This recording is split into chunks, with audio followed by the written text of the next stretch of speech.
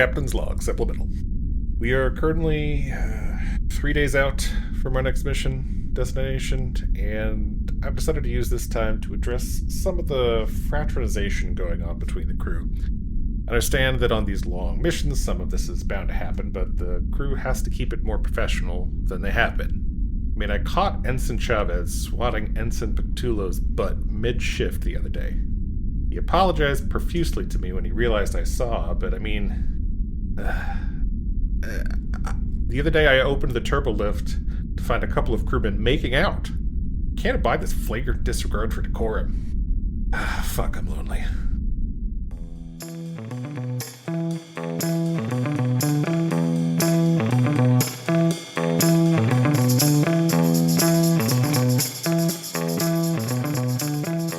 Welcome back, everybody, to another episode of Captain's Log Supplemental.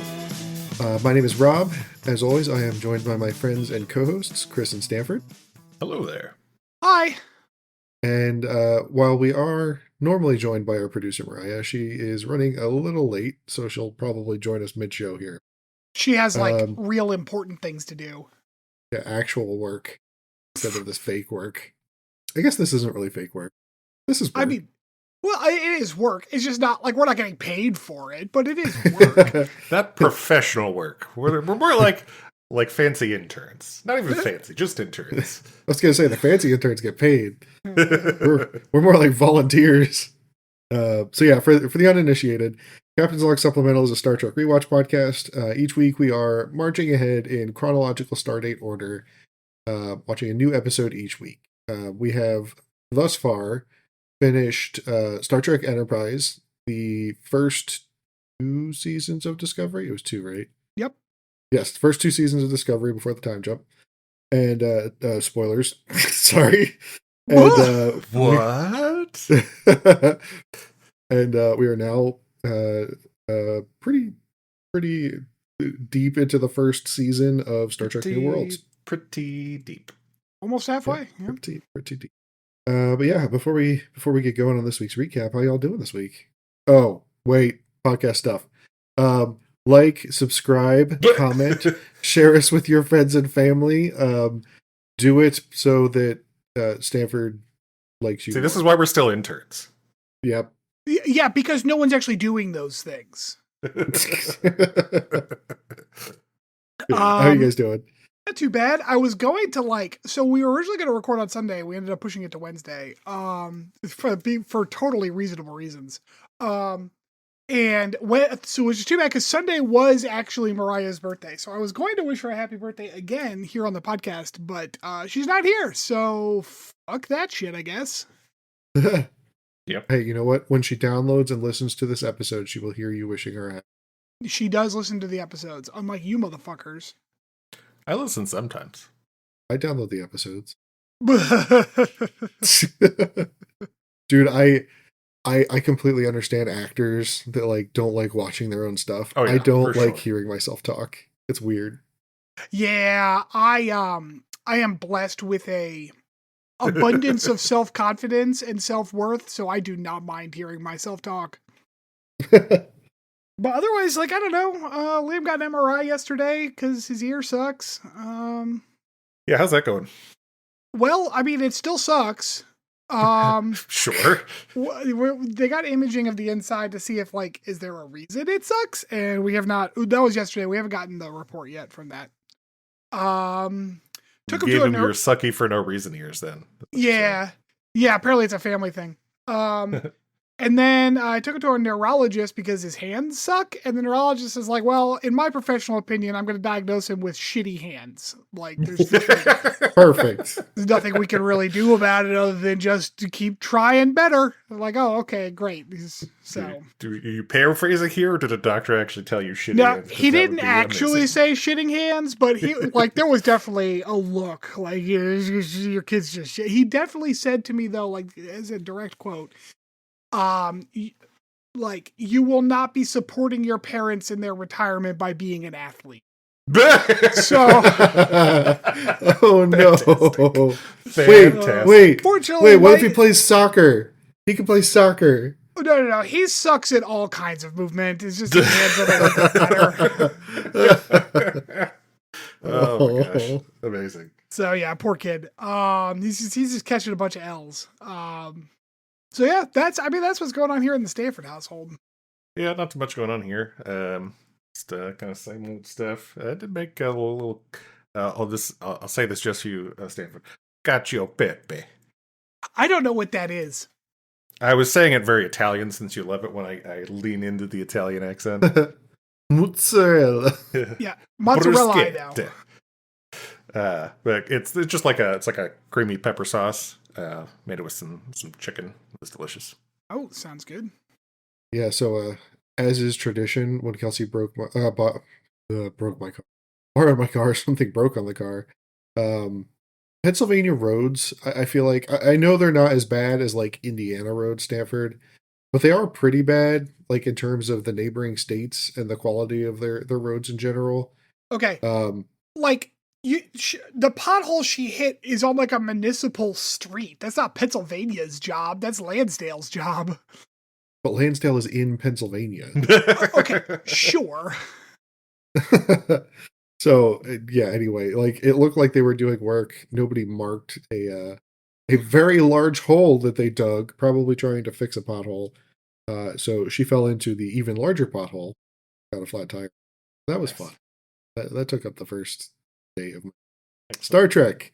Yeah, this week's episode is season 1, episode 4, Memento Mori, which I feel like there was a Discovery episode also named Memento Mori and an Enterprise episode named Memento Mori. Like, am I just like Streisand affecting this? Where like, I feel like I remember something. This is, I guess we'll cross into the fun facts with Chris. Oh shit! When there's some trivia you can't miss, is a fun fact with Chris. So Memento Mori is Latin, of course, which is remember that you have to die, which is just that's fun. But yeah, there's a lot of episodes, especially in Discovery, that did have Latin phrases as well, but not specifically Memento Mori. Okay, so just try hard Latining. Exactly. In yes. general. Yeah. Anytime you use Latin as the title of your episode, it's going to be try hard. Like, there's no other way to use Latin. So yeah, we open this week with a recap explaining how extraordinary the crew of Enterprise is. I didn't watch the recap, but I assume that's all of the recaps to this show. Yeah, it's a lot of like back padding, like yourself. It felt very weird. Like I understand they're trying to like show how good the crew is in a very short period of time, right? Given that like we kind of just started the season, but it felt very weird. I don't know. Lon is giving a security officer log update. A colony apparently needs a new filter for their HVAC system, their space HVAC system, so that they don't all suffocate. So, I have a question. Through this episode, it is explained several times that this is like a filter, right? Because they talk about ionizing the filter. Why do all of the cargo containers for it have snowflakes on it, like the cold setting on an air conditioner? Why don't you shut the fuck up? That's why. All right, so I'm just gonna keep calling it HVAC. At some point, I only noticed that like halfway through the episode. So at some point in my notes is like, oh, this is the container where they keep their snowflakes. So yeah, Pike takes time to make a Starfleet Remembrance Day speech to the crew. Everybody is running around wearing badges from like previous tours of duty. I find this speech to be silly because he's like, exploration can exact a heavy toll. Bitch, what about those wars? Like that seemed a little more dangerous than the gentle exploration y'all have been doing. Well, it was also a weird tone because in Discovery, he's specifically upset that they didn't recall Enterprise to help in the to go lose more people. Yeah. Right. We get a scene of Uhura kind of shoving it to Hemmer after he accuses her of not having read the assignment. What to Hemmer? Yeah, he's questioning whether or not she actually read the notes on this whole HVAC system, and she gives him like the British the Cliff Notes version of it, and he is not impressed. So she then just like starts reading the manual for this thing. I thought you said the British version of it for a second, and I was laughing. The British version? You said Oh, abridged. So this sounded like you said British. Yeah. She said, "Hello, governor. Oh, it's an aircon unit." Yep. Una and Lon sort of have like a little friendly kind of tiff on the bridge over Lon not wearing a badge from her previous ship assignment. To be fair, it's not really her previous assignment, right? She grew up on a colony ship and she was abducted by the Gorn. Yeah. Yeah, basically La'an has mental health issues, but let's let her be in charge of all the weapons. That always goes well. Yeah. So they arrive over Xenobus 3 and find that the colony's satellite is destroyed. So they can't actually call anybody down. Una and Lon start getting a landing party together. And when they make it down to the surface, they find the colony just permanently on fire. Like there's still fires. They're just fires on the ground, and the colony's in shambles. I like how they're like, there's supposed to be hundreds of people here, but now there's just like a few tiny fires here and there. Yeah. One of the red shirts gets jump scared by a dog. Very funny. Yeah, there are a bunch of like no-named folks on this mission. Yeah, I'm like, how are these people living through this? I don't understand. I know. They do find like this open landing pad area though, with blood streaks all just kind of converging in one place, which is very creepy. Not really what do you want to find on an away mission to an inhabited colony. Enterprise then finds a unidentified ship and beams the away team aboard before receiving a delayed hail from the colonial refugees who look very beat up. I don't know why. I did appreciate that Pike's like beating the away team back on board, and it just kind of happened. Yeah. Like there wasn't a lot of like bullshit about it. You know, I appreciated that little moment. Yeah, well, there was no like ion storms or right. There was no like screen time spent going back to the away team, getting that call and getting transported. Yeah. It's like no. Like we're on the bridge right now. We're dealing with this problem. Like I appreciate that. Good job. Yeah, I like that it felt very like procedural. Like this is the plan. We're enacting the plan, and it like right. I don't know. It just felt very professional, competent. Which there are plenty of examples in this episode of the opposite of that. So like that was a standout moment of professionalism. Yes. So yeah, the colonists. They all seem to be suffering from like short-term memory loss. A lot of them remember a blast in the sky and then a loud ringing sound, but after that, their memories are all fuzzy. So yeah, they get all the refugees aboard Enterprise for medical attention using a very precarious bridge. The ship has some shielding on it. I think it's radiation shielding. They said that prevented the transporters from working. I find that to be kind of like okay, fine. It's a radiation transporting ship, so therefore like it's shielded. But like transporters are also the standard method of travel in this universe, so you would think that they would make it so that the ship has like a small part of the ship section that's not shielded. Yeah. No, they just made the whole ship out of lead. It's abundant on the colony. They start asking the colonists for more information on what happened, right? One of them remembers seeing this like rain of fire before the event, so they start thinking, oh, maybe it was like some sort of plasma-based attack. But this little girl, who has a very cute name, her name is Fig, seems to remember a little bit more than the others. She saw what she called monsters take her dad, and then mimics this clicking noise that immediately sets off Lon's PTSD. Okay.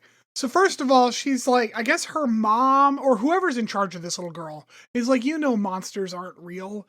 Like, bitch, have you seen Star Trek? There's all kinds of monsters. What are you talking about? Yeah. There's trash bag monsters. There's crystalline monsters. There's Q. There's monsters that come when Klingons get reverted in evolutionary cycles. There's monster Scampy. Hey, it's Mariah. Popcorn monsters. Popcorn Scampy. Or Monster Scampy. That's fucking funny. I said happy birthday to you earlier, but you didn't hear it because you weren't here. No, it was not. Thank you. Although that reminds me, I did have one other thing to say. Rob nearly had to save my life on Sunday because I almost choked to death. Oh yeah, that was bad. Have you tried not choking? I did try very hard and managed to succeed right at the end there. Yeah. I inhaled like a round candy. And there was a moment where I was like, all right, Stanford, just take stock, take a breath, get it coughed up. And that was the point where Rob got up and I'm like, no, I think I got it. And I got it. Like, whoo boy. That was exciting. I looked across the table. I was like, do you need the Heimlich? And he wasn't doing the universal symbol for choking or anything. But he still wasn't getting it up. So I started to stand up to run over and he just coughed it up. Yeah. It was a little scary, not gonna lie. Thought I lost you there for a minute, Stanford. Yeah, taken down by a cherry candy. The hubris. So yeah, after hearing the clicking noises the little girl was mimicking, Lon realizes that they're dealing with Gorn, and immediately warns the bridge. But they are unable to raise their shields in time. The transport that the refugees were on. Oh, go ahead. Sorry, I was gonna say, yeah, they couldn't raise shields because the other ship was next to them, but yeah, they were docked with it. They have definitely. I don't know if it's gonna happen in this show. Expanded the field. They have definitely used the shields to shield other ships all the time on Star Trek. They've even extended warp bubbles for other ships. Mm-hmm. Yeah. It requires too much math to do quickly, I'm guessing. But they don't just have a button that's make the shields a little bigger, please. They should probably install that. It'd be pretty useful. Yeah. So yeah, the transport that the refugees are on just takes a full broadside from this Gorn ship and immediately explodes. Hey, you know what though? That transport tube wasn't a problem anymore though. No, yeah. It wasn't a problem. Yep. The Gorn's let me help you with that. Enterprise does take a couple hits as well. Lon gets knocked out in the bombardment and wakes up from a dream about her brother while getting a medical scan from Nurse Chapel. Lon does make it back up to the bridge, where she starts to argue strategy with Pike. She does manage to at least convince him that this is definitely the Gorn, and they need to get out before it becomes a bigger problem.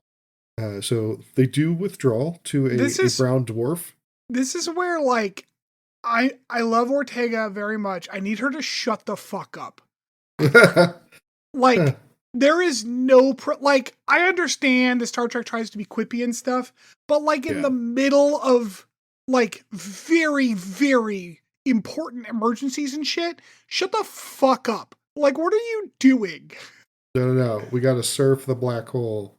And it's fine. Yeah, that's fine. Say your little quip and stuff when it's not a military emergency. Mm-hmm. Speaking of military emergencies, so the red alert notification that's on the main view screen in here is apparently the same one that's used in the first 6 Star Trek films. Cool. That was a fun fact. Yeah, they do withdraw to a nearby brown dwarf that is circling down into a black hole, just the place you want to be.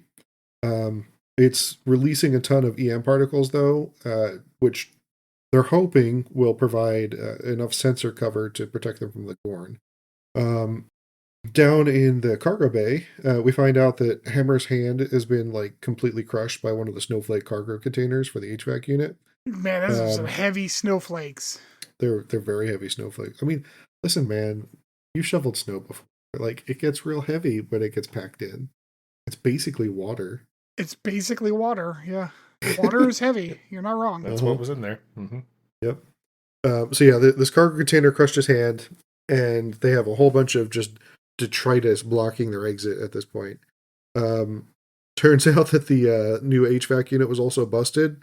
Also, importantly, it's nuclear powered, and it's starting to melt down because they're still using fission for some reason. Yeah, I didn't quite get why the air conditioning filter had to be nuclear powered. Because it's cool. So it could blow up? Shut up. Yeah. Oh, you know what? Fair enough. Shit. Yeah. So Plot B has now Hammer and Uhura fixed the HVAC unit. In Medbay, Mbenga starts warning that the shots also took out a lot of Enterprise's medical supplies. I guess they have one big closet where they store everything, and the Gorn just scored a direct hit on this No, closet. that's not quite accurate. What happened was they have a lot of like minor casualties, so they've used up a bunch of their supplies. But the problem is that because of the energy issues, they don't have replicators, so they can't make more. Oh, that's right. It was the synthesizers. Yeah, there you go. So I guess like they have a stash of like supplies that they have made, and but they're generally expected to like be able to make more on the fly. Although I don't know, like were they that hurt? Like it feels like a ship that's expecting to be in a military engagement pretty much at any moment should have like more supplies on hand than that. But what do I know? No, they're explorers, Stanford. They're Oh, exploring. right. I apologize. So yeah, Una shows up in medbay with some severe wounds. She's got a pretty nasty abdominal wound, which is not great medically speaking to ever have a nasty abdominal wound. But unfortunately, the operating tube beds are also down, so they're going to have to perform, and I quote, archaeological medicine. So this is actually stitch her a up. callback. Nurse Chapel's interest in medical archaeology is a callback to the TOS episode "What Are Little Girdles Made Of" in 1966. I don't like the title. Don't like the title. Fair enough. In which her missing fiance was a medical archaeologist. Amazing. So yeah, up in the ready room, Lon regales the officers with how horrible the Gorn are. Apparently we're just like walking feed bags, and they are monsters in the truest sense of the word. So they're evil. Two things. One, apparently all of our torpedoes were stored in one room, so that's fine. Yeah. However, with the medical supplies. The idea that, quote, the Gorn are simply evil is like, I just saw a YouTube video which showed a clip of an interview with like the showrunner for the show, who's like, I wanted there to be a race that's just evil, that there is no talking to. They are just the evil people that we have to defeat. And like, that's not what Star Trek is about. Even in the episode where the Gorn were introduced, Kirk is like, Kirk literally says, like, to his log or whatever, that, like, he's having trouble with the Gorn because his brain wants to call it a monster, but he has to remember that this is an advanced spacefaring person that, like, does all the things that I do. And so, like, really? We're just going to call an entire race of people they're just evil. That's it. They're just evil. It's fucking stupid. So it's that bad context, storytelling and like not very Star Trek. Sorry, Chris, go ahead. No, I was just saying that context actually makes it worse because, like, I just took it as she's horribly scarred from her terrible ordeal as a child. Yeah, and so she views them as evil. Like, that makes sense as a narrative. Like, I get if that. it was just La'an's opinion and then later Right. exactly. No. The showrunner wants the Gorn to just be evil. That's annoying. Okay. Another funny thing I found out about the Gorn. In Enterprise, Braga originally thought about using them. You remember in the Andorian incident with the temple on Pajem? They were thinking about making the villains in that the Gorn, but they decided against it because they couldn't possibly do that because canonically speaking, they didn't find the Gorn until right. TOS. Right, because that they makes had so sense. much trouble. I'm so with glad. I'm so glad that they stuck to that. Yeah, whew. Thank God. Man, imagine how dumb that show would have been if they just if they had like brought the Borg in like way early, like or like the Ferengi or the Romulans. Yeah. Oh God. So Pike is a little worried about La'an's mood, I guess. I don't know. It feels very patronizing. And asks her to be a little less intense around the rest of the crew. She's like, you know what? Making them uneasy. He said, you should probably smile more. He basically says that. Yeah. Yeah. I have a logistical question. Yeah. So like we're in Pike's ready room, conference room, whatever it is, and like it's a pretty big room, and in the middle the lights are fine, but on either side of them the lights are like flickery. Can they not just turn those off? Like I understand that they're flickery because power systems and stuff are doing whatever, but like it's not just a switch, like a dimmer. Like can they just turn those off? No. See, Lon came into the room early and like unscrewed the bulbs a little bit so they'd flicker on and off. So when she gave her everything be sucks more speech, dramatic. Oh, yes, good exactly. fucking call. Yeah, yeah, that's what happened. They're like hue light bulbs, but instead of having different colors, they have different dramatic levels. Yeah, that's what the dimmer switch goes from safe to dramatic. Yeah. There's also a melodramatic setting. That one's real scary. So yeah, Pike asks, Pike's like, "Are you doing okay?" And she's like, "Yeah, I'm doing fine." Meanwhile, she's just full on hallucinating her brother, like standing behind Pike, creepy ass smiling smile. creepily. Oh my god. Yeah, she is totally fine. Like when it first cut into him, like the first time you see him, I'm like, yeah. Yeah, me too. Yeah. Also, Pike needs to shut the fuck up about miracles. Yeah, he's like weirdly religious, not just here, also in Discovery. Yeah. I don't even know if like religious is the right word because he doesn't really spiritual. He talks I guess about God. Yeah, that's probably unscientific. Down in the cargo bay, Uhura has to sit Hemmer down and convince him to like walk her through how to fix the cooling unit. This thing's UI is terrible. Like it's got buttons on two different sides of like a square face that it's got to press at the same time. Yeah, because Hemmer's trying to talk her through it. Like you gotta do this, but you also have to keep the temperature for. And also, I don't know if you noticed, but when they did a close up of the number pad or whatever, there's just random symbols on there. There's no right. They're just fucking random ass semiotics. Like I have no idea any of those symbols. So like. What the fuck? It's like an accordion mashed up with Simon Says. I don't know how you could have possibly made an interface worse than LCARS, but here we are. Yeah. On the bridge, Spock has figured out a way to detect the Gorn, and see if they're in the cloud with them. I don't remember exactly what they did. I feel really bad. It's been a couple of days since I watched this episode. They are in a brown dwarf, which is like a large gas giant, basically. And what he is doing is, because their sensors don't work, but neither do their shields and shit, because like there's a lot of there's volatile gases around them or whatever. Yeah. So what he is doing is he was able to detect the eddies that their ships are creating in the gas. Oh yeah, that's right. And create like a faux sonar system. Right. And like Spock says like, "Hey, I've got this idea. I think it might work." And Pike's like, "Oh, okay, get on it." And Spock does in the matter of like a half dozen button presses on his console and about 12 seconds of work. Dude, why didn't you just go ahead and take the initiative and do that? Like, why did you like I thought it was gonna like when he said I wanted to work on this, I thought it was gonna take like an act, you know, like a scene or two. But no, he's just like, boop, boop, boop, boop. Okay, it's done. There they are. Like, okay, just do that, man. Like, this is your job. I don't know. Like, I sort of get why they did it narratively. Like, they wanted to show that, like, oh, now they can figure out where the Gorn are. And they needed to do it fast so that they could immediately have the Gorn show up on what should happen is, on the main screen, suddenly the Gorn shows up and everyone's like, wait, what's that? And Spock then stands up and says, I figured out a way to do this, and I just, and now we can see them. And everyone's like, oh, good, yeah. That's how you show competent professionals doing their job.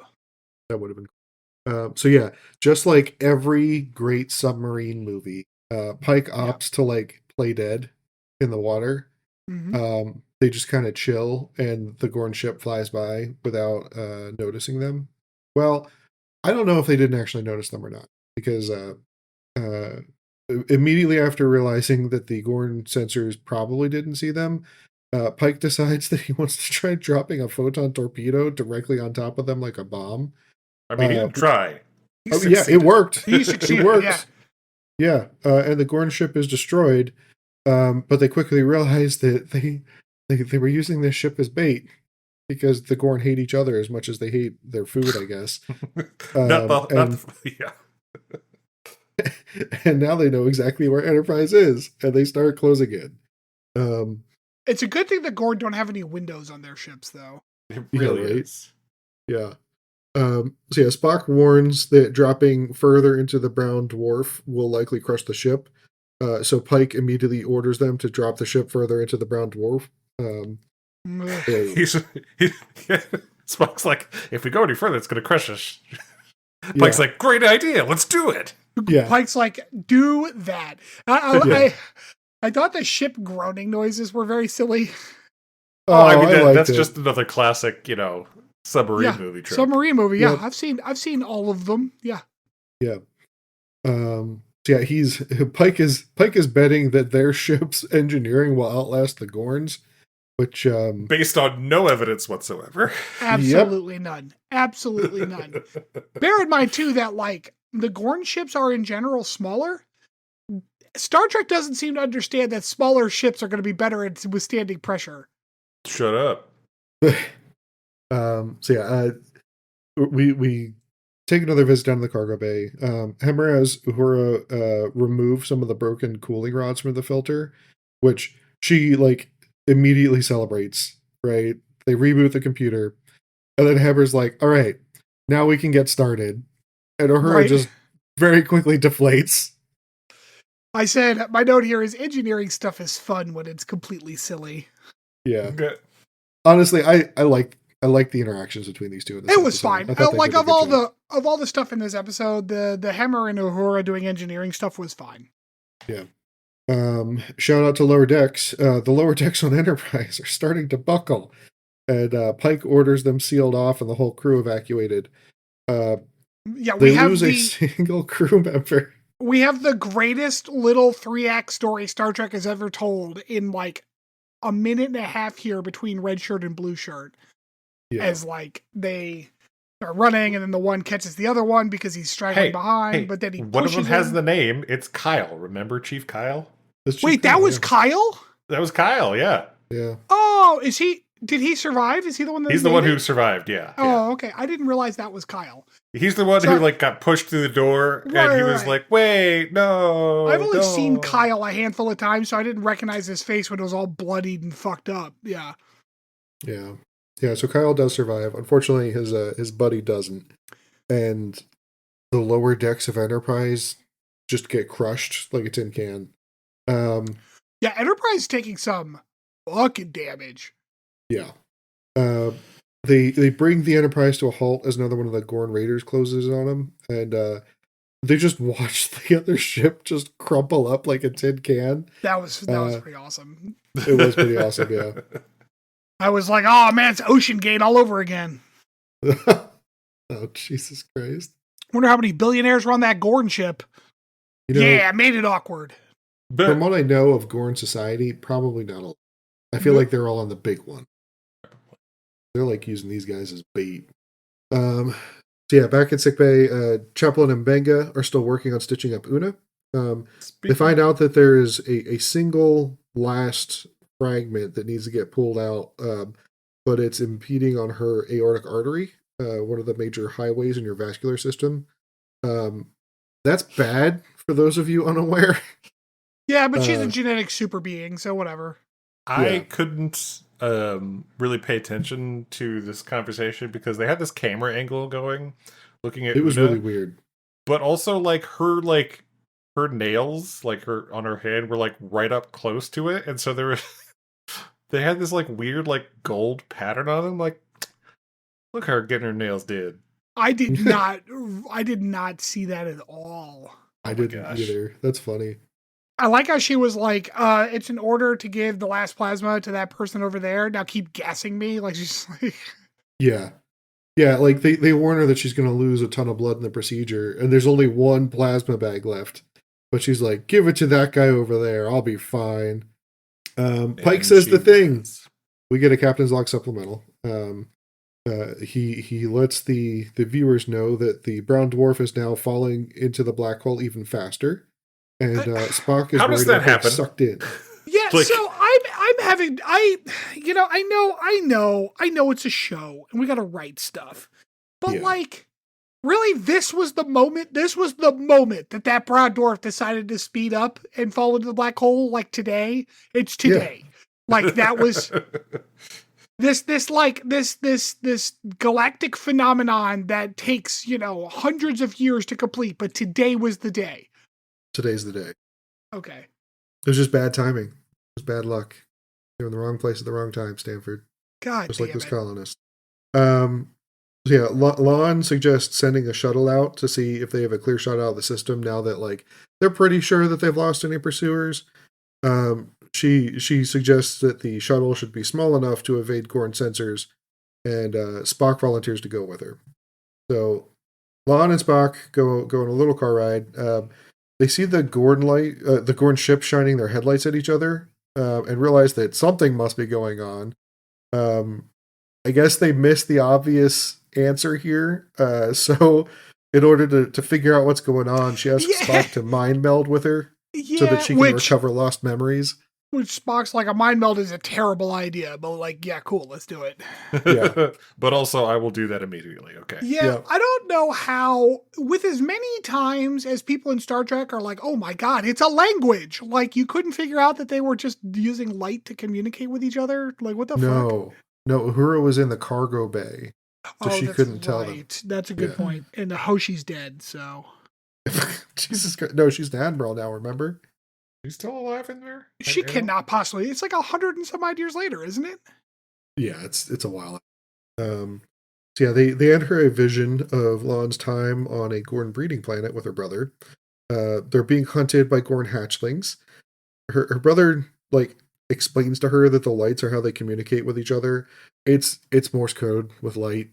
That's all it really is. Yeah, that's a real thing. Have like dots and dashes, right? Like we do that on our naval ships today. Like that's a thing that we do. Yeah, I've seen it in so many Godzilla movies. Like I know it's a real thing. Yeah. We do kind of get a little bit of a fun throwback here. Lon starts hearing parts of Spock's past because of the mind meld, like sounds of him talking with Michael. And she's like, but you didn't have a sister. And he's like, not officially. It was very dramatic. All right. I do like that the tiki torches during the memory are calibrated to the trauma. Like they come on and off based on what's going on. Yeah, they're Hue tiki torches. Are you sponsored by Hue right now? Is that what's happening? I wish, man. That's the second time. I gotta get that Hue money. Get that fat Hue bucks. Yeah. So yeah, Hue, is it Phillips that makes those? Phillips, if you want to sponsor the podcast, reach out to oh my God. Podsealist3@gmail.com. I would absolutely read a Philips Hue ad. That'd be hilarious. I would say that we could show them off on the podcast, but we don't do video. I would do a video for Philips. Just do a TikTok or a YouTube short. Just you like reading part of an episode out with a next to you, being dramatic. Being like dramatic. These TV torches. Yeah. So yeah, Spock and Lon decide, you know what? We're going to give this a shot. We just recovered some lost memories. We don't have a one-to-one dictionary, but we're going to try talking to these things. So they convince them that the last of the little Gorn ships that are left has been boarded by humans and compromised with some light Morse code. And then just watch the big ship completely destroy this little ship. Yeah, because apparently the Gorn don't like verify anything. No, they're like, oh, they said they got taken over. Yeah, this feels very like what was the Nazi code in World War II? Enigma. Is that what it was called? Like it feels very like German in that no one could ever crack our code language. We're just gonna immediately understand and accept whatever someone else says to us in it. We head back to cargo bay. Her and Hemmer have managed to get the temperature and the cooling unit under control temporarily. It was a very short temporarily because immediately after they're like, whew, glad that's over. It just restarts its meltdown. And now we get the 20-minute time down. I just want to point out that like, it's a weird thing for someone to say to someone Why are you in Starfleet? I thought you were all pacifists when it's a civilian exploration organization. That's a weird thing to say to someone. Is it? Is that a weird thing, Stanford? That's odd. That's so odd. That's the kind of question you'd ask someone if they were like, I don't know, in the military or something. Yeah. I like Hemmer's solution here, though. Like, he just immediately is like, all right, we're just going to vent this whole bay with us in it. That's the solution. So, I have a question. Like, we need to vent the bay so that we can throw the AC unit out. Oh no, that's dramatic. Well, it wouldn't be dramatic if we had, say, like, some pressure suits and, like, some tie-downs so we could just, like, we'll be okay and we'll vent the bay.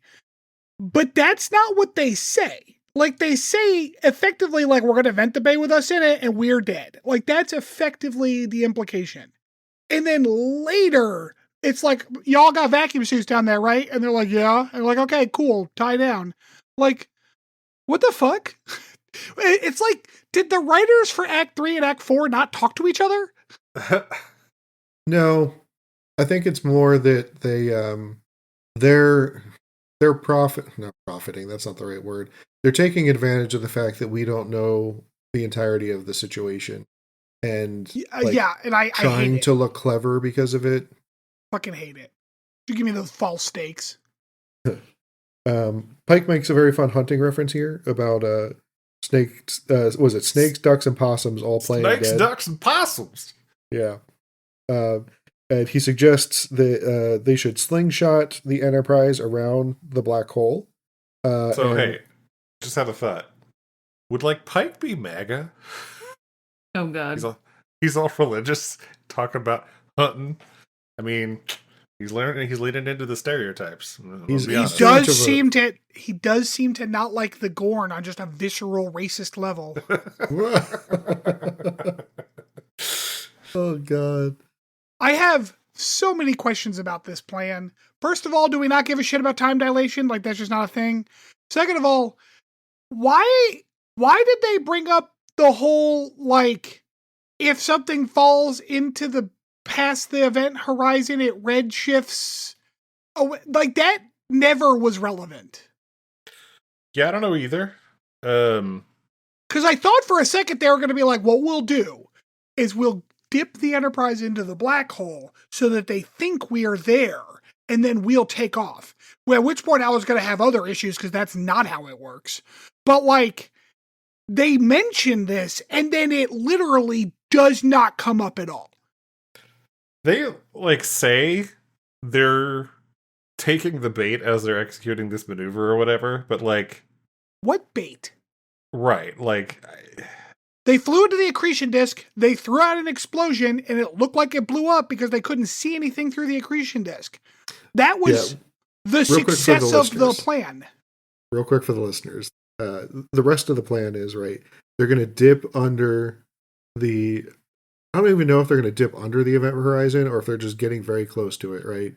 They want to make use of frame dragging from the time dilation of being so close to the black hole. Eject their now brand new HVAC time bomb out the back of the cargo bay and use the explosion to convince the Gorn that they've been destroyed. And then slingshot around the black hole and escape on the other side. Sorry, Mariah is allergic to bullshit. I'm sneezing all the time around you. So, like, yeah, but also that wouldn't work even a little bit. Like, just say the accretion disk is dangerous. We'll fly into it and throw this out and they'll think we exploded. That's it. That was a good plan and it worked. Like, nothing with this frame dragging black hole nonsense needed to be talked about at all. I mean, I think that they included it just to sound all science jargon. Would be my guess. Oh yeah, it was absolutely. Just to make it sound cooler. But it's also stupid because if you're that close to the thing, they're literally using the time dilation as part of their plan, but like without acknowledging that, like, okay, well, now what about the fact that time travel's a lot slower for you? Like, they don't give a shit? Nope. So, like, they're going to use the time dilation but not talk about the time dilation. It's stupid. Like, it's, stupid. They're not even using the time dilation. Well, that's what the redshifting effectively is, right? Yeah. Okay. Yeah. Yeah. This is kind of like, making the Kessel run in 10 parsecs. Like, Anyways, it was a dumb plan. Luckily, they didn't do that plan. They did a plan that worked and was actually a better plan. They just didn't tell us about it. yeah. Yeah, so Pike gives Ortega a little bit of a pep speech, a pep talk, convinces her that if anybody can surf around a black hole, it's her. And they start a prepping. Her and Hemmer get into the EVA suits that Stanford was talking about before, and prep to drop the payload. And like one tether each. Couldn't like put an extra one on just to make sure? Like No. They are the other tether. They got time for a quick speech though. Yep. Yeah, so they leave the relative safety of the brown dwarf and drop further into the accretion disk of the black hole with the Gorn in pursuit. My next note is everyone lean dramatically. Yep. They start to vent the hold.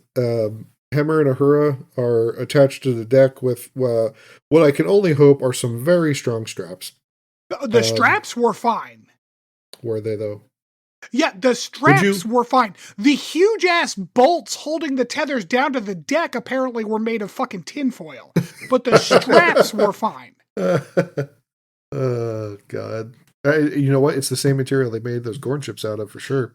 At least that one, yeah. Yeah. So yeah, we see things from, I guess, the Gorn point of view.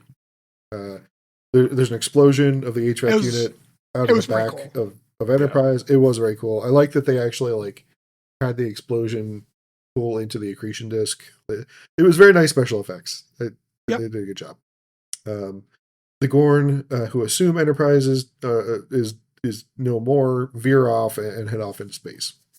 Enterprise, meanwhile, successfully surfs off the dark side of the black hole. Pike calls down to the cargo bay, and after a very dramatic long wait, finally gets a response back from her saying that they're okay. Everyone on is like, whew, wow, we almost lost someone we knew. Yeah. Pike checks in with La'an, who is characteristically pessimistic about the outcome. He tells her that, don't worry, next time, they'll be ready for the Gorn. Spoiler alert, they are not ready for the Gorn ever. Man, La'an's log is like 7 of the crew gave their lives, but they didn't have speaking roles, so phew. Una, meanwhile, wakes up with a surprise blood transfusion from Mbenga, keeping her alive. He's got an IV tube stuck in his arm and transfusing in lifetime. And that's another thing where it's like, again, we had these false stakes because he clearly owned blood transfusion cuffs. Like, this is a device that is clearly designed to do exactly this. So obviously we knew it was an option, but no, we had to pretend that La'an, she's not going to get, she's the last plasma. Like, what the fuck? And then we close out with La'an returning to duty with her Remembrance Day badge from the SS Puget Sound, the ship that was captured by the Gorn. And she sees off the 7 dead crew members with Pike in the hold. And that closes us out for this week's episode. So, on a scale of 1 to 5, where 0 is threshold, what are you guys giving this one? Look, I like submarine movies. It was a 4. Damn. It was fun. I enjoyed it. There's literally a depth charge in space. Oh yeah. Look, I think they, despite some of the flaws we pointed out in it, the CG parts were fun. I think it did build a vibe well. It was fun. I had fun watching it. I gave it a 3. It was fine. It's kind of standard Star Trek. I think that they could have used some consolidating of the storyline a bit, but it was fine. Yeah, there's some real heavy refrigerator logic packed away with this episode, but I gotta agree with you, Chris. I also gave this one a 4. It was a lot of fun in the moment to watch. I like how they basically took a submarine movie and turned it into a Star Trek episode. And, yeah, they did that in Star Trek II: The Wrath of Khan too. Yeah, it was wonderful. It's the Didn't best Enterprise one. Enterprise had a submarine episode too, didn't it? Did they? Was it in Also. Oatmeal Space? Well, they had the them on the Raptor class That's the one I'm Klingon thinking ship of. that yeah. was in Oh, the yeah. gas giant. So kind of Yeah. similar, yeah. Yeah. It was like the second or third time Hoshi overcame imposter syndrome. Oh God, that's some of the best character development. It was so great. We got to have it multiple times. Yeah. All right. Well, we're gonna take a little break here, and we'll be back for this week's deep dive.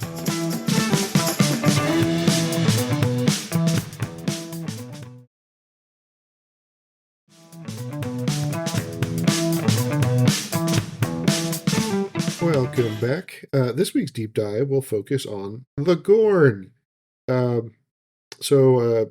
The Gorn are a reptilian species from the Beta Quadrant, ruled by the Gorn hegemony, which sort of already speaks to their domineering and diplomatic relations with other species as well as their own.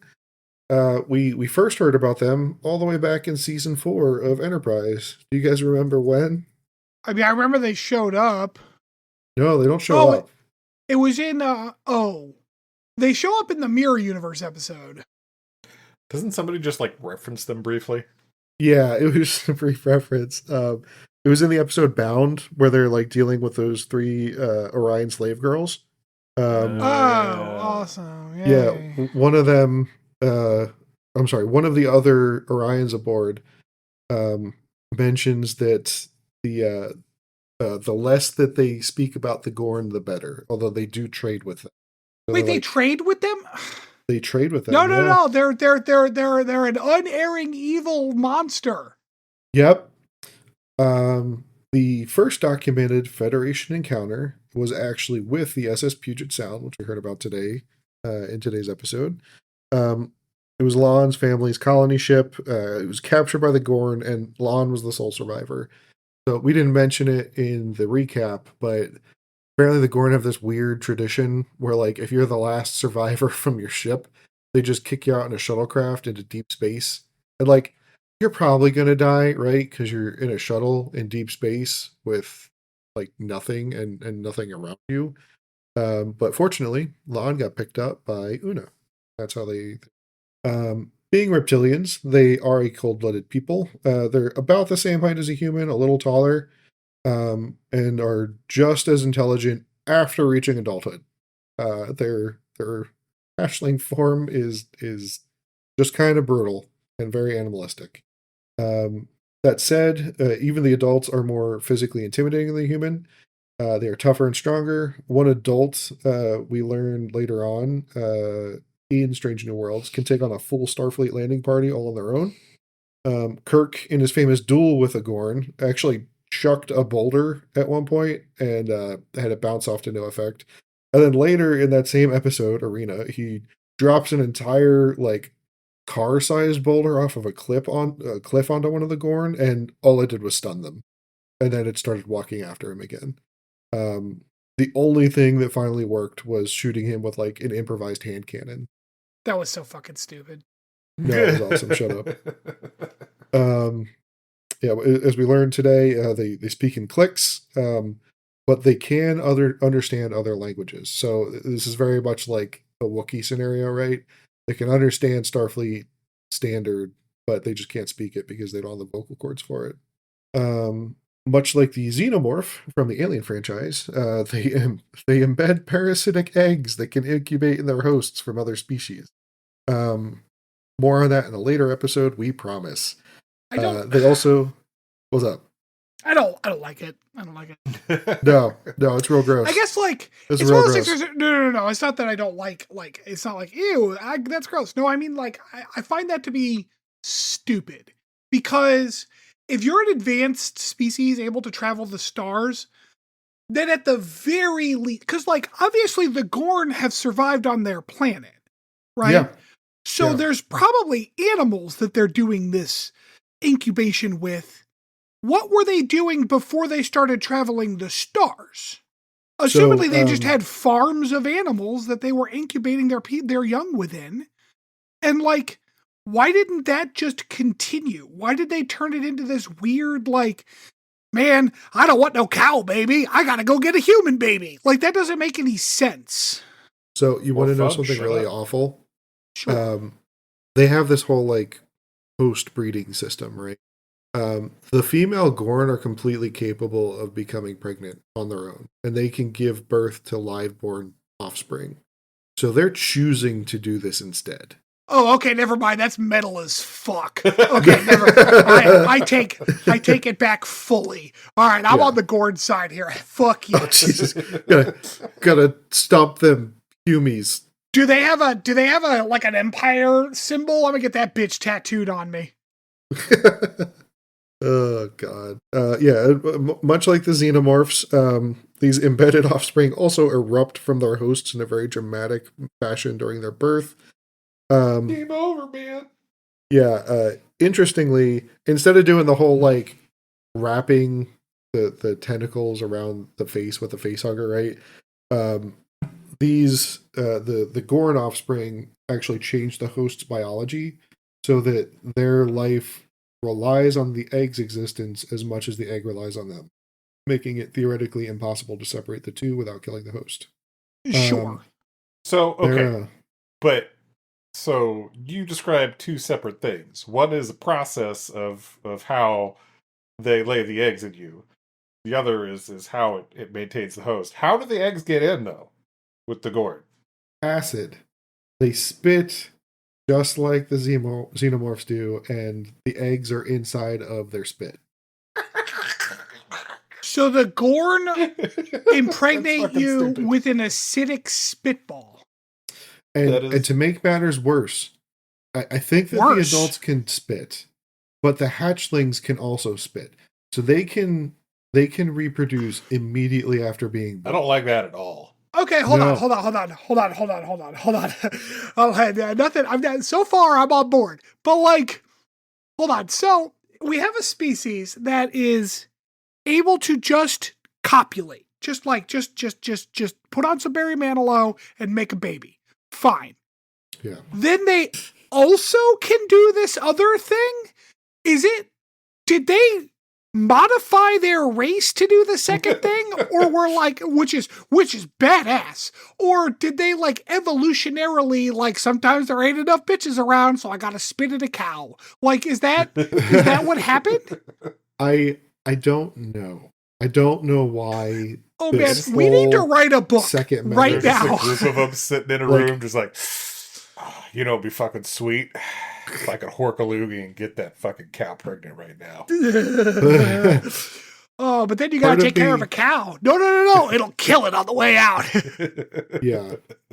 Like part of me thinks that the writers for Strange New Worlds came up with this alternative method just to make them seem exceptionally cool. Like they I mean- really Sure, that's wanted them to exactly be what evil. happened. Yes, 100%. Yeah. Where do we find out that they can just get pregnant? It was in Star Trek Into Darkness. What? The movie? No, I don't. Yeah, no. We know what you're talking about. I'm trying to remember where. Yeah, when are they even mentioned? It was an offhanded comment. I can't remember which cast member, but they talked about how they were also capable of live birth. So all of this just seems it's evil. They're evil, Stanford. Yeah, I know. Can't trade with them. So yeah, their hatchlings after their birth are very, very hungry, grow very quickly, are extremely fast and extremely aggressive to everything around them, including each other. Do they sparkle in daylight? In the sunshine? If they're covered in their spit, I bet you they would glisten. You can't feed them after midnight, though. Oh, yeah. No. Oh, they're gremlins. Yeah. The hatchlings, their venom spit also has eggs in it. And importantly, for a later episode, the eggs are invisible to sensors until they get big enough. Fun. I mean, technically, everything's invisible to sensors until it gets big enough. Like, that's what sensors are, right? I guess so. The hatchlings are usually kept separate from, upstanding adult Gorn society. The Gorn maintain breeding worlds where they would just drop captured species that would serve as food and breeding hosts for their young. And they just come around every once in a while to pick up any Gorn adults that have made it to adulthood and presumably survived their younger siblings murdering each other. And again, this is all optional. They don't have to do this. Nope. No, this is just for funsies. God damn it. That's fucking awesome. Man, there's someone in Gorn society is like, we're gonna dial this shit to 11. Yeah. We're gonna learn in a later episode too. So there's another also just monstrous species that existed in history called the Vesda. They were the ancient enemy of the Gorn. Pelia kind of mentions this in a later episode. Another fun bit of Gorn lore that we get from Pelia is that the Gorn considered the Destroyer of Worlds, that like amalgam ship AI thing, like their boogeyman. So that's kind of fun. But yeah. That's what that doesn't surprise me because the Gorn can't get a computer pregnant. Yeah, that's the problem. Yeah. I went to the memory alpha page because I'm like, where did they fucking learn about this shit? I'm down the Apocrypha section, and I just want to say, Star Trek Online is fucking batshit insane. Yes, it is. By the early 25th century, the Klingons had conquered the hegemony after learning that their leaders had been replaced by species 8472 infiltrators and absorbed the Gorn into the Empire. What the fuck? All right. Liquid space motherfuckers are just like, we're in charge of the Gorn now, and the Klingons are like, the fuck you are. All right. We are going to take a little break, and we'll be back for some potpourri.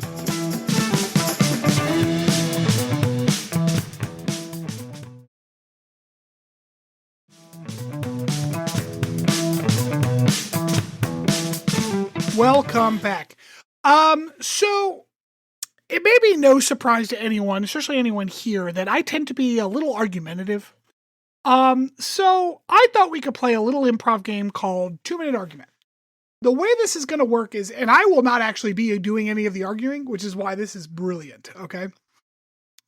I've got 3 Star Trek moral conundrums that I am going to have you 2 argue about for like one back and forth. Okay. Okay. So what we're going to do is I'm going to pick one of you to go first randomly. And then, I will give you the conundrum. The first person will present the side they would like to take on this and like a brief argument as to why your side is correct. And then the other person has to rebut it as if they supported the other side, even though you may not. Okay? That's the improv nature of the game. All right? He said butt. No, I did say butt. I said rebut. There's like 2 butts involved. It's not. It's just one butt again. Although I can do it randomly, or would you 2 just like to decide who goes first? Randomly is fine. Yeah, I like random. You know what's weird is that somehow, against all odds, I do not have a die in front. That is weird. So, okay. If the title of this magic card has an odd number of letters, it is Rob. War Mammoth. 1, 2, 3, 4, 5, 6, 7, 8, 9, 10. Chris, you're going first. Okie doke. All right.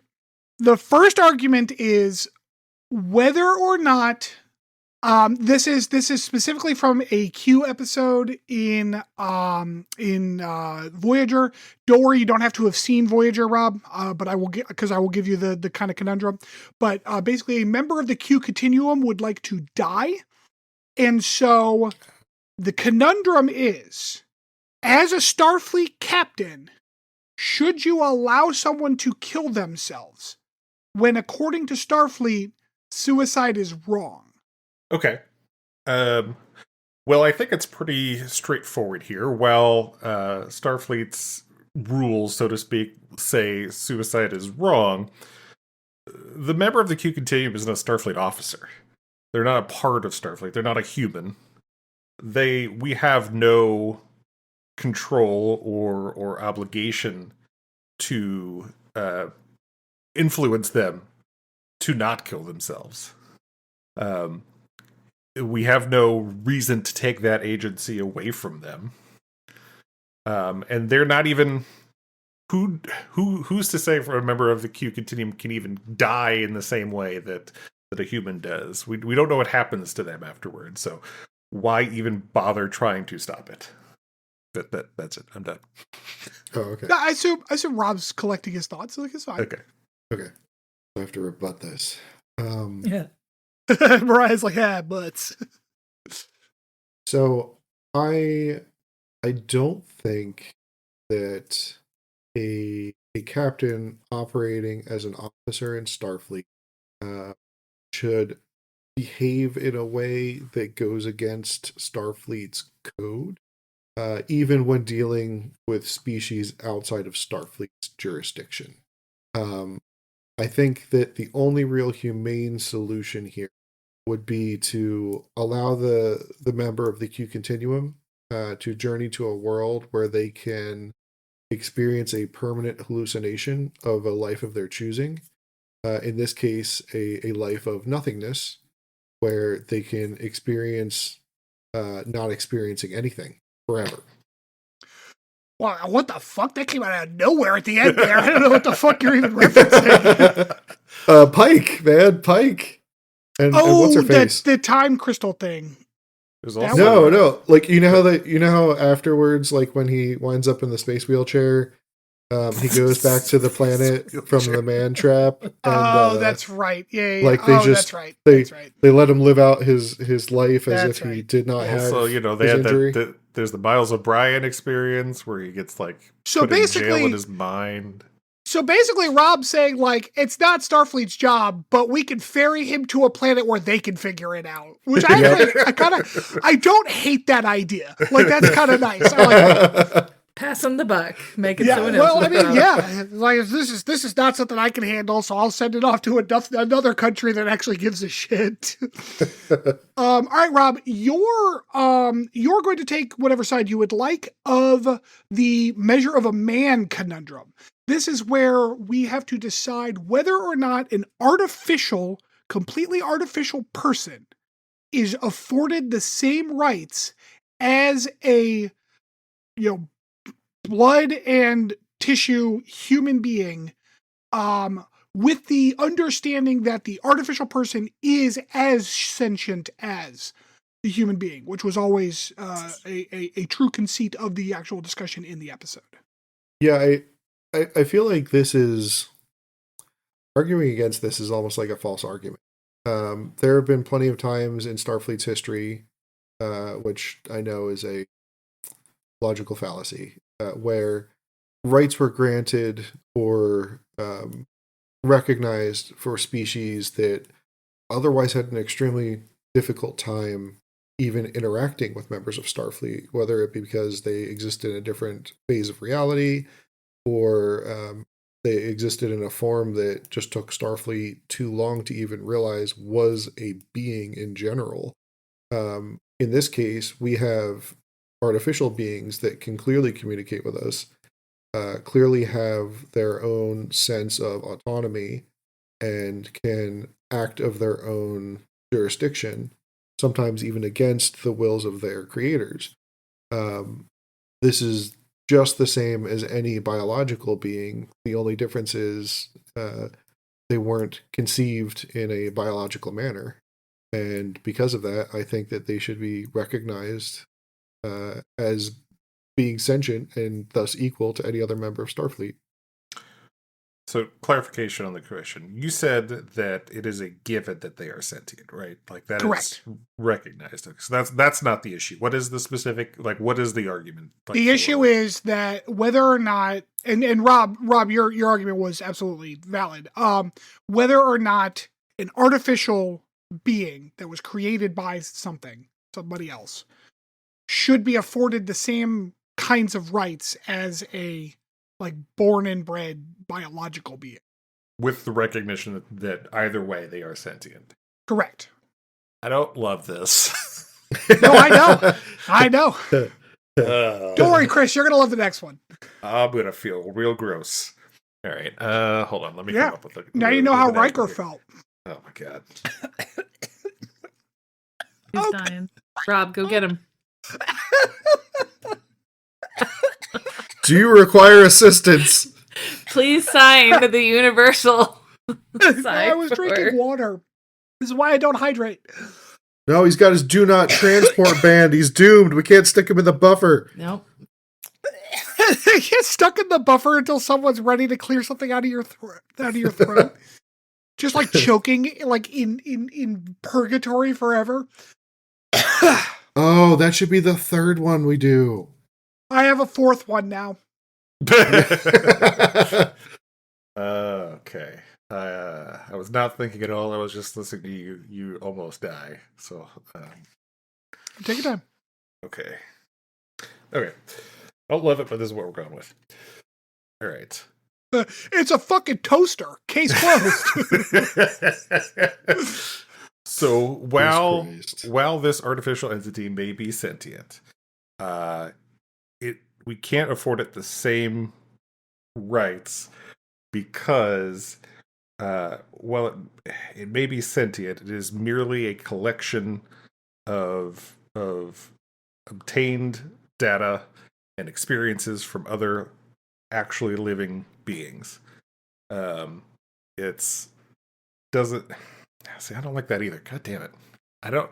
No, I like the idea that Data is just a large language model. Yeah, right. He's just a large language model. He's just stealing other artists' work. I don't understand. He's scraping life instead of the internet. That's all. That explains his poetry. He is merely, yeah. He's not able to create. He's just absorbing, which is actually, expressed in episodes in Star Trek where he is playing the violin and he can only recreate the performances of past artists that he has in his database, and not actually create in his own unique sound or artistic style. Yeah, so that's what I'm going with. Yeah, no, that was fine. I think that's great. Okay. All right, Chris, So you get gross. the you get the pick on the last one. Do you know what it is? I don't know. Go ahead. Okay, so we're gonna do a Tuvix. Oh, For those of you who are unaware, the conundrum is this: two away team members, were beamed up into transport, and because of a fluke, they combined into a third new person. This person is not the same person as the two people. It's not like they have like a shared, use of the brain and body or whatever. This is a wholly new individual who does have the thoughts and the memories of the previous two, but is a unique person with his own thoughts. To add difficulty, he seems like a pretty nice guy, and when you try to cure him of this and bring back the other two crew members, he will beg for his life and explain that you are killing him to your face. Do you let him exist or break him back into the two individuals? Go. So I think you do have to break them back into the two individuals.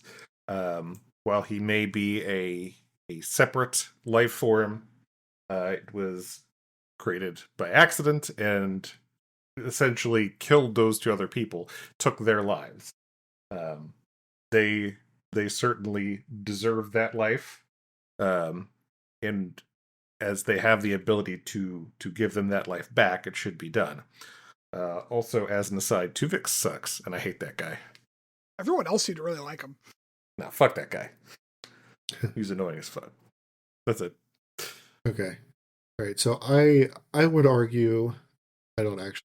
That makes, I would argue that one, there is no guarantee that we would be able to successfully separate back into their individual. This is a completely unprecedented predicament that a captain placed under, and without the guarantee that both members would be successfully extracted from the combined being, I don't think that anyone, especially a medical officer in Starfleet, would want to take the risk of potentially ending really 3 lives at that point. Beyond that, it is, I think, dangerous to attempt to change the past in this way, once the beings had been fused and a new life was created, you do have to consider that you would be taking the life of a physical being in order to recover the lives that were lost in its creation. Yeah, but like 2 is more than 1, so shut up. Rob, your rebuttal? No, I think that's good, Rob. I think that's good. The whole what is it? The needs of the many outweigh the needs of the few is bullshit, because sometimes there's just one really important guy. Yeah, and everyone seems to really like Tuvix, except for Chris. Yeah, fuck that guy. His face weirded me out too. Yeah, it was a little weird. I've only seen All right. pictures. His eyes do look weird though, with the contacts. Actually, it's his hair that bothers me the most. Yeah, it was the hair. Yeah. All right, cool. Well, I'm glad. Hey, that worked out. Thanks for listening. You can, give us a rate, give us a review, give us 5 stars. We're 5-star people.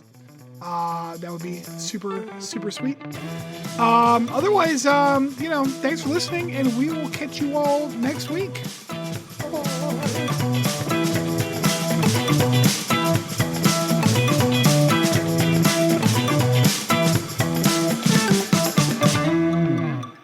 Thanks for listening to Captain's Log Supplemental. You can follow us on Twitter at PodCLS or send us hate mail at podcls3@gmail.com.